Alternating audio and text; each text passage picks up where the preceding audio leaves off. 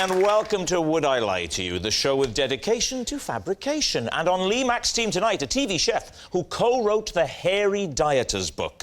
I bought it last week, and I've already lost £9. Well, £8.99 to be precise. It's the hairy biker, Dave Myres.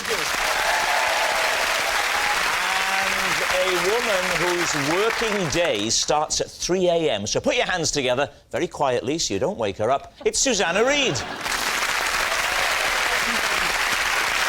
Now then, on David Mitchell's team tonight, a man who is one of the few comedy geniuses who can do the vital but thankless task of hosting a comedy panel show. Jimmy Carr. And a comedian and actor with a line in saving nature and restoring homes. But tonight we'll be after a little less conservation and a little more action. It's Griff Rhys-Jones.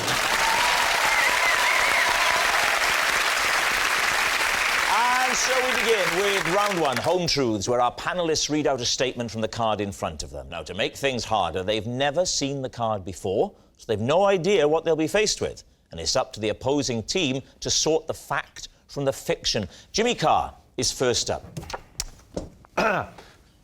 As a baby, I was regularly fed coffee in my bottle. Mack's team, what do you make of that? From birth? I thought you were going to say from your mother's breast. You were given coffee in the milk? Milky coffee from about the age of 3. This is not hot coffee, obviously. Yeah, no, it would have been quite warm. Warm, milky coffee. And when you got older, did you ever say to your parents, why did this happen? Yeah. My children like coffee. Nowadays, you can have what they call a kiddie-chino. A baby-chino, Baby sorry. chino. Baby-chino. I got it wrong. Kiddie-chino. Actually, a kiddie-chino is just a very small pair of trousers. You probably do use them.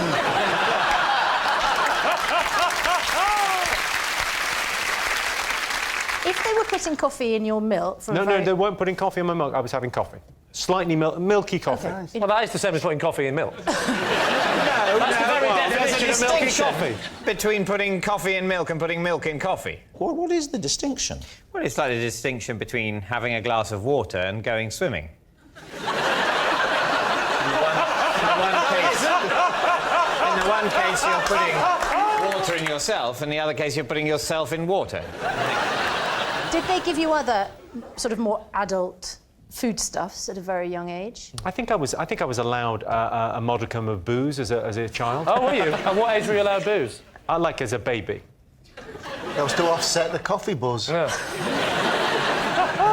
Lee, what were you given as a child? Evo stick.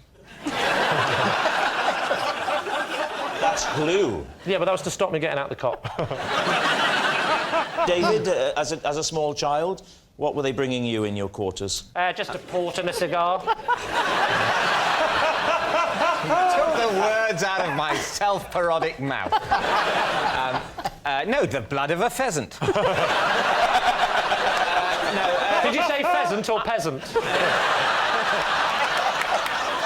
Lee, what are you thinking? Is there any truth in this? Which way are you leaning? I don't know. What do you think, guys? I think we're skirting on the edge of giving out really bad childcare advice.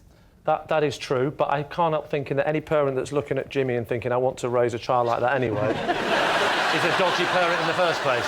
You know what I mean? I think it's nonsense. I think it's nonsense. Nonsense, OK. I think it's a lie. You think it's a lie? Well, we'll say it's a lie, then. Pretty conclusively, Yeah. It's a lie. Jimmy Carr, were you telling us the truth then, or were you telling a lie? I can tell you, it is absolutely true. Ah! Oh. Wow. Yes, it's true. As a baby, Jimmy was regularly fed coffee in his bottle. Dave, you're next. I once spent an entire Christmas locked in a bank. David's team. OK, by an entire Christmas, what are we talking? All 12 days, I'm assuming. No, from Christmas Eve until about 7 o'clock on Boxing Night. On Boxing Night? Yes. When the bank opened for the usual Boxing Day evening. Yes, I No, understand. somebody came to let me out. Which bank? It was a merchant bank. I was working as a security guard, and I'd elected, due to personal trauma, that I'd spend my Christmas working overtime, guarding Hill Samuel in Victoria. And then they forgot about you. No, because there was a rush on at Christmas. I never got relieved on Christmas morning. Oh, we all look forward to that. There, Rob, haven't we? I mean, it's in the Bryden household, I have to say, it's my one Christmas treat. It was the Christmas after John Lennon got assassinated. And you had to go into hiding? No, I don't ever remember you being implicated in this. but you see, I was living with a girl in Streatham. Yeah, Yoko. No. And we split up because she was seeing somebody else. John Lennon. So I needed to get a job. Yeah. And, you know, I wanted to be a bit of a martyr. So I said I'd work the Christmas shift as a security guard. Like many of the great martyrs through history. Dave, answer me this. Yes, though. certainly, Griff. You went through a period where you were so lonely and down that you didn't have any family of any kind whatsoever who was saying, come home for Christmas and come and, you know, No, live but for they Christmas. laughed themselves silly when I phoned them up on Christmas Day and told them where I was. How did you do that? There was a phone in the bank. What sort of bank is this with a phone in it? Honestly, I've tried to phone a bank over and over and again.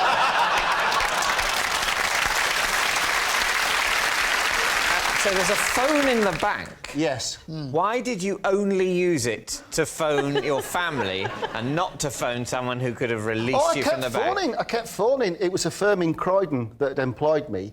And I kept phoning them and they said they had nobody in to hold on. So I held on right through, like, 4 shifts. And you accepted that? I had no temperature. I was locked in the bank. So at I 8 couldn't get out. is- When you're guarding a is this bank, how they you lock do- you in. They don't lock you in, surely. Well, In the they- bank? Well, they wouldn't give me the keys. I was only 22. So that's how a merchant bank ensures its security over Christmas. It locks a 22-year-old in there. And they go, it's all right, if anyone breaks in, the 22-year-old will handle it. No, but I had a phone. You see, I could have What were you phoned for the supposed to police. do if the burglars all come in? You fit ring Croydon, they say, we'll have someone there in the next 36 hours. Well, how did you actually celebrate Christmas? I mean, what did you do to mark it? I did. Before I went to work, I did take myself a small capon. I stuffed it, little sausages and everything, and I put it by me, you know, away, and I looked forward to it. And when I got back on Boxing Night, the cat had me cape on because I forgot to put it away. The cat was wearing your cape. No, a capon is like What? a type of chicken. Oh, sorry. So Yeah, you no, were I didn't even have a Christmas dinner. The cat wasn't wearing the apron. He said... The cat's there When taking I got- over, doing a fry and going, well, he's got about to look after himself. No. He I've seen Flip in clearly the Extra said... somewhere. Like a big chicken. No, he clearly said, I came back and the cat had me cape on. So, David, what are you thinking? There is only one person who can answer this question here in this room. So we're going to have to turn to you, Jimmy. I wouldn't have thought there were many merchant banks in Victoria. I don't really know much about banks in Victoria. If it was in Jersey, I'm your man. So, is it the truth? I think true. Do you? I quite like the that detail. detail, the cat, the Yeah. capon. I love the Yeah. story. I'd like to buy the rights. We think it's true. True, we think You it's all true. think it's true? True, OK. absolutely true. Dave, truth or lie? Sadly, it's true.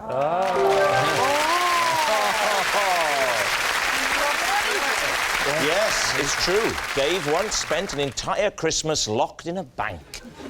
Our next round is called This Is My, where we bring on a mystery guest who has a close connection to one of our panellists. Now, this week, each of Lee's team will claim it's them that has the genuine connection to the guest, and it's up to David's team to spot who's telling the truth. So, please welcome this week's special guest, Ray.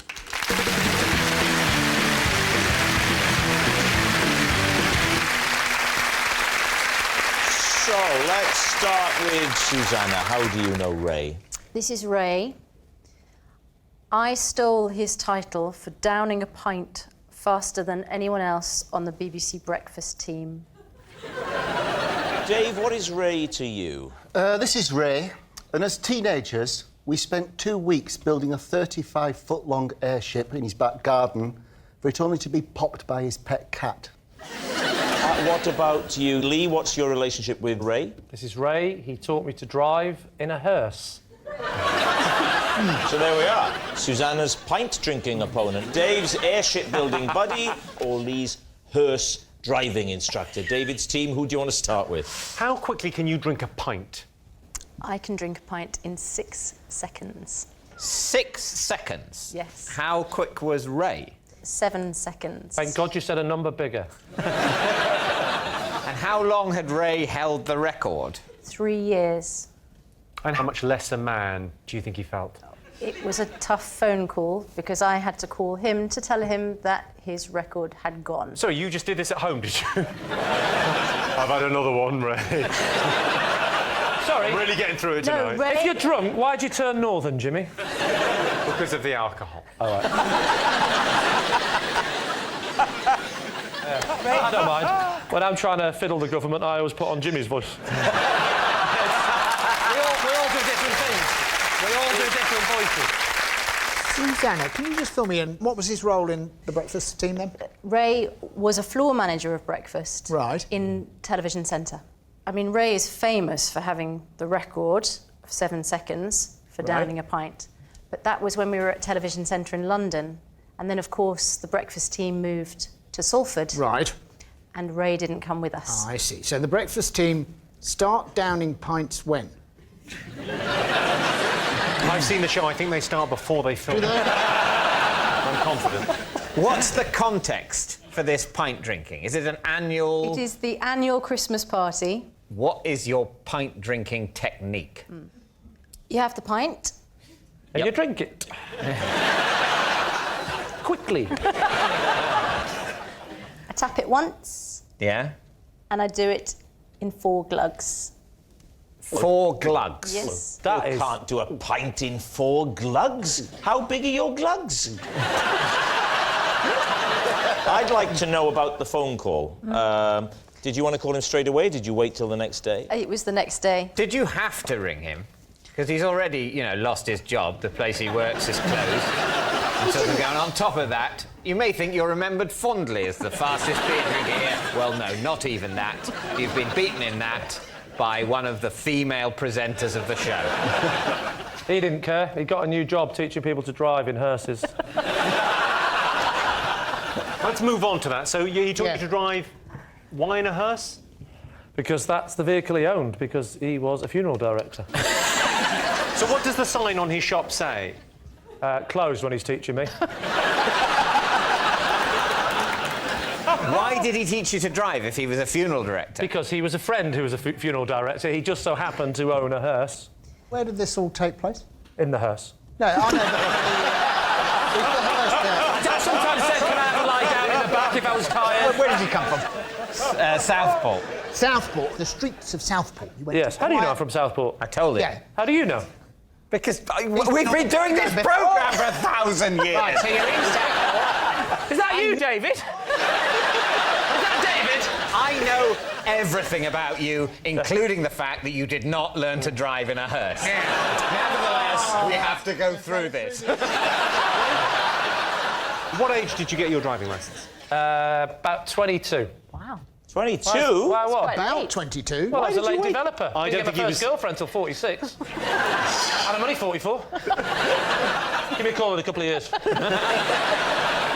Actually, I'd like to ask you something. What the name of this funeral director? What, Ray's funeral directors? Ray's funeral director. No, that's not my answer. I said, what? Ray's funeral directors? Yeah, and what was Ray's funeral directors called? I'll tell you now. I'll tell you what Ray's funeral directors was called. Yeah? Jones's funeral director. Which just... Jones, how does he do it? How does he come up with it so fast? When he took you out for these driving lessons, did it ever happen that you had, how shall I put it, a passenger in the back? No, but he did teach me once with a coffin in the back that didn't contain a body. It didn't contain anything. Before did you go, he- what was in there? Did he... The cardo have got a bit more protected over their fruit and veg. Should we move on to the airship? Yes, this is Dave. So you built an airship. I mean, this seems entirely plausible to me. You built an airship in your back garden. No, in Ray's back garden. We had a mutual love of dirigibles. And how old were you when you did this? 16. What did you build your airship out of? Was mainly air. No. No, it was plastic sheeting, but it was sculpted so it did form the shape of an airship. How can you sculpt sheeting? Because the way you cut it and you put it together, when it's blown up, it will assume that shape. And was there anything underneath it? There was meant to be, but it never got that far, really. When the cat jumped on it, it was kind of put With it his out of cape commission. billowing in the wind behind It was a different cat. You have terrible trouble with cats. How did you inflate it? With a vacuum cleaner put on blow. So you blew it up with the Do they vacuum have cleaner. blow function? I don't know. Do you do the vacuuming very often? God, no! No, what about you? I don't know, I'd have to ask my people, but I imagine someone does. This is terrible to see 3 grown men who've never picked up a vacuum cleaner. Oh, I It's like, have picked Oh, I picked one up, yeah, but not for vacuuming. Yeah. So the idea was you actually get the shape formed and then you heat the air that you put in and hopefully it would have flown. How do you heat the air once it's already in there? Crafting a gondola with 2 camping stoves on. OK, It wasn't to carry people. you said crafting a gondola. Yeah, 'cause now, we never I know got what that all far 3 of because- those words mean, but I can't get a concept out of them. In airship terminology, in dirigibles, it is a gondola that's suspended underneath the bag of gas. Oh, you know what, that fact alone, Have true. we changed channels? Where were you going to go? Venice. Just flying, really. It was I was just... thinking, next time I get locked in a bank, I want an escape plan. You see, I've been on an inflatables course where Yeah, been on it. quite I know it. inspired. Hang on. What is an inflatables course? It's for people that keep letting down the girlfriend.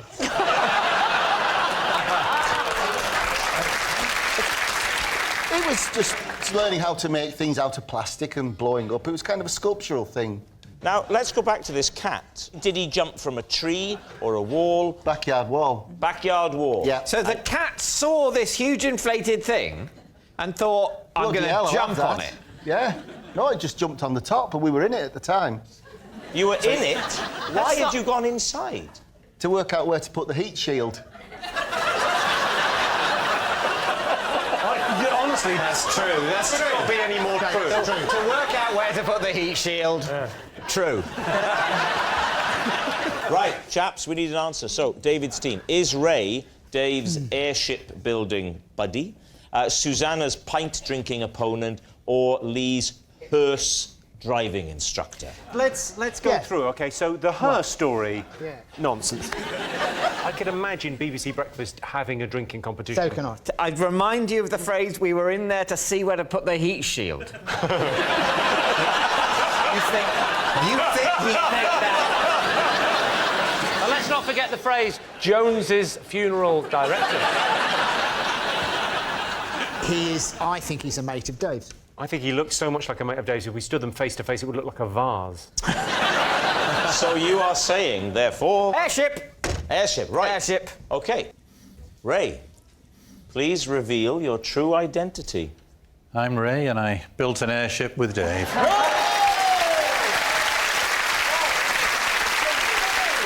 Thank you very much indeed, Ray.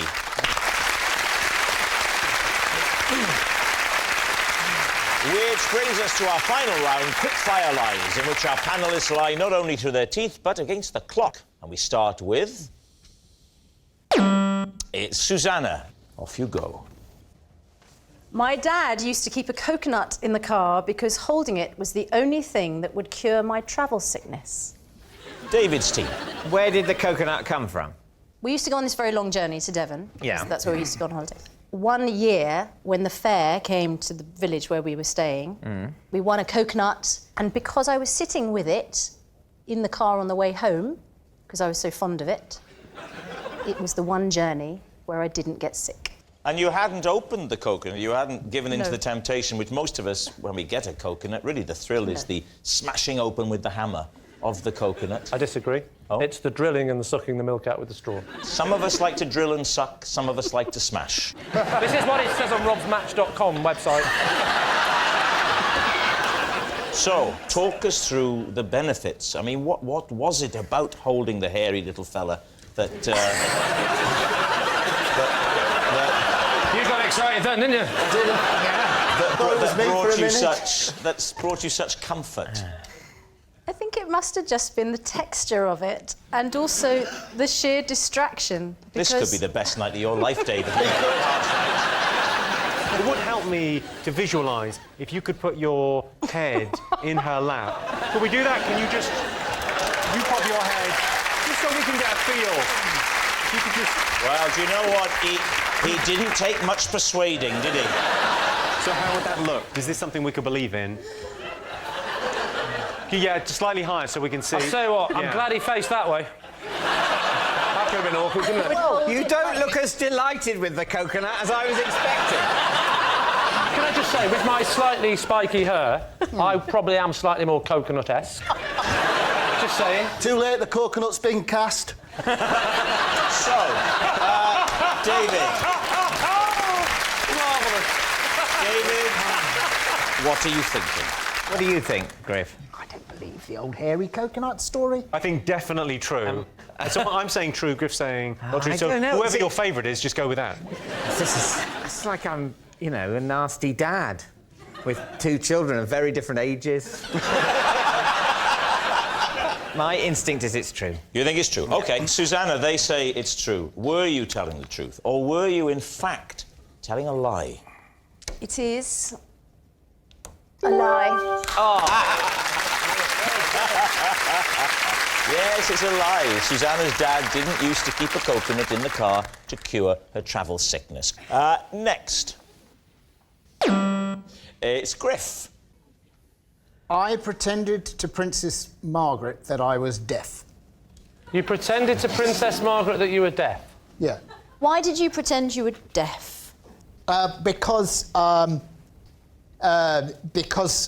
needed I needed to explain that I didn't understand what she was saying. What did she say? She said, "What are you going to say?" And how did you find out that's what she'd said?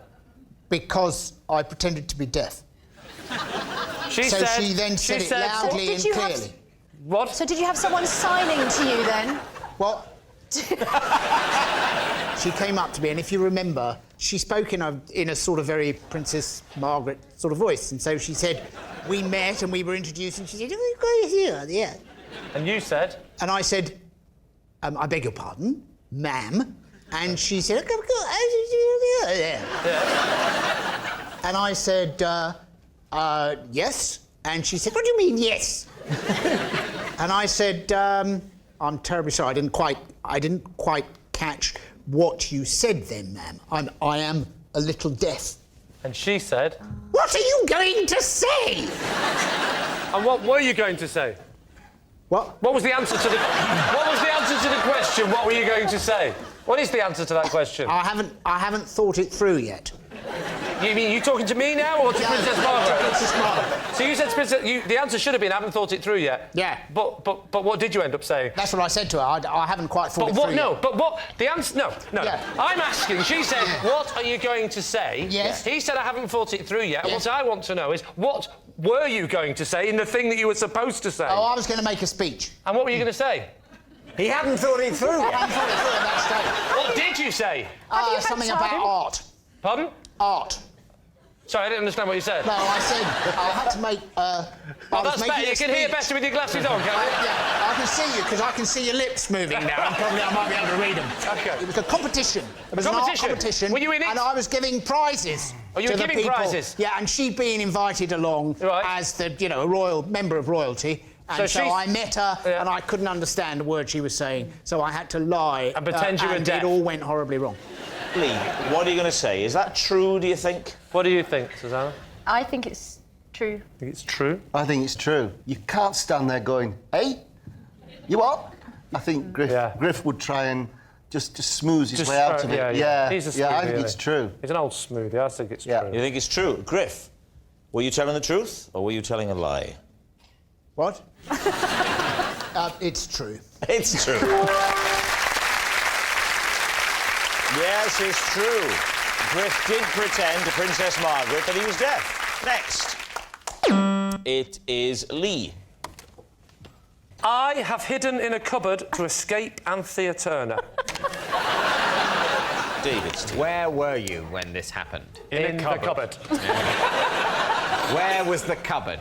In the room I was hiding from Anthea. Where was the room? Just away from Anthea Turner. What was the occasion? And do not define the occasion or the geographical space in relation to Anthea Turner. What else was it?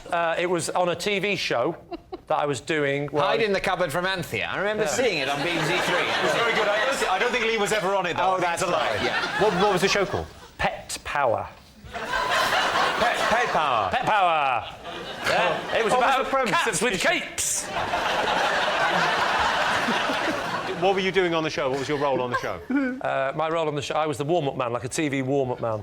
Pet Power was a show where the pets would come on and there would be interesting stories about pets, and some of them, this particular incident, was a butchie goes up into the rafters, and I'm upstairs in my dressing room, and I'm watching it on the monitor, and I hadn't been doing comedy very long, and I was running out of things to go back and say to warm the audience up. Yes. And I saw the budgie go up in the rafters, panicked, and there was a knock on the door, hid in the cupboard. And they actually came into the room, but I was hiding in the cupboard. And you mean the floor manager, if you will. turned to Anthea and said, Anthea, I need you to pop upstairs and get the warm-up I don't man. think it was Anthea that personally came to get me. Oh, I see. But how will I ever know? How will I ever know, Griff? They knocked on the door of your dressing room. Correct. Then what happened? As the door opened, I thought, oh, my God, they're going to come and get me and say, come on, get out of the cupboard and do some jokes even though you've gone left. And at that point, this is the bit you're not going to believe, I thought they're going to find me. And then I saw a lion, a witch... and I was able to escape into the forest, never to be seen again. No. I'll tell you what I'm interested to know. Yeah. You didn't stay in the cupboard indefinitely. No, because that would have been ridiculous. You came out, and you must have chanced upon Anthea. I did... It wasn't really Anthea that went to look for him, it transpires, just the floor manager. It was a perfectly normal professional relationship. He's rather building up his intimacy with Anthea Turner. I don't think they've ever exchanged any words at all, even in the lie world where any of this happened, which is not the world we're living in at all. Narnia is more believable. David, could that be true? Griff, do you think it's true? It's not true.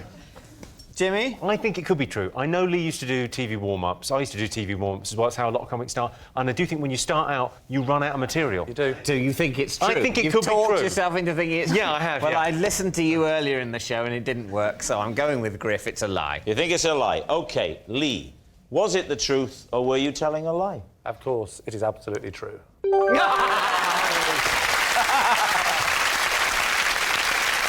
Yes, it's true.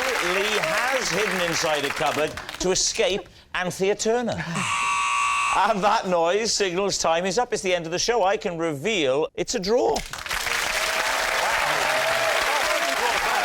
it's not just a team game, and my individual liar of the week this week is Dave Myres. Yes, Dave and the truth. Like his hair and a brush, they just don't go together. Good night.